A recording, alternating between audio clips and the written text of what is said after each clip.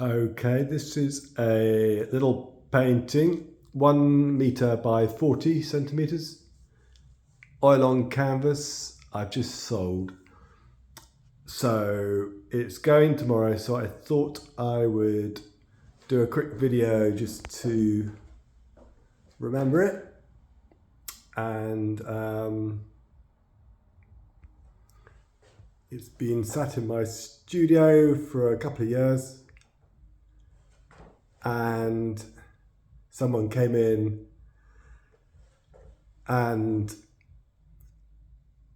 basically really loved it, and so they have bought it, and it was actually it was in a bad frame, so I reframed it, and I have touched up the edges.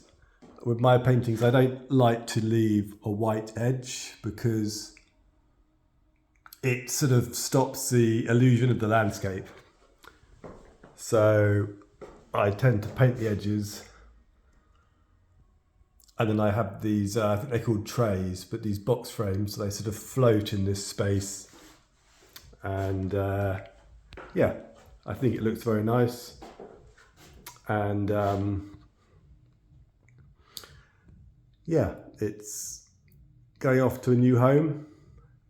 And let's just give it another little walk through. So quite a simple painting. I remember actually I worked on this over 2 sessions, and there were probably about a year between sessions, which quite often happens with my paintings. I sort of start it not quite sure what the painting's about, where it's going, and then at some point I'll return to it, perhaps in a slightly reckless mood, and work on another layer, and then something happens and it kind of makes sense. I kind of like how it's quite different to a lot of my work. It's quite original, some of the forms in it, some of the marks.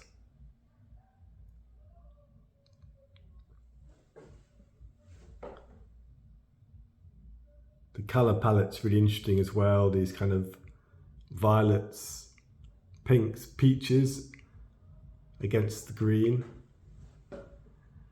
And then these marks in the actual landscape, that sort of melodic purple hills, and then the sort of rougher green woodland there.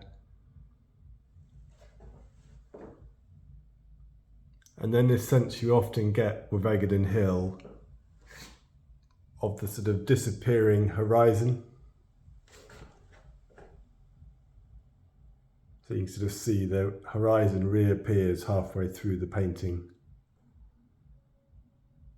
and then fades off. And then up above, the skies are quite loose.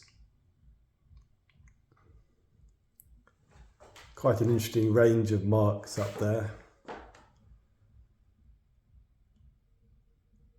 Deliberately giving it quite an expressive feeling.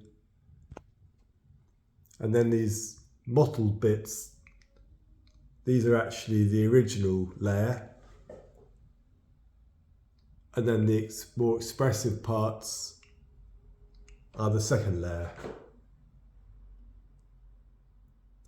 So you can see how the energy of these two approaches blend with each other, or in fact they sort of contrast with each other really. And perhaps that's what gives the painting its character. It's definitely a lesson in not overworking a painting, really allowing a painting to be what it wants to be. So yeah,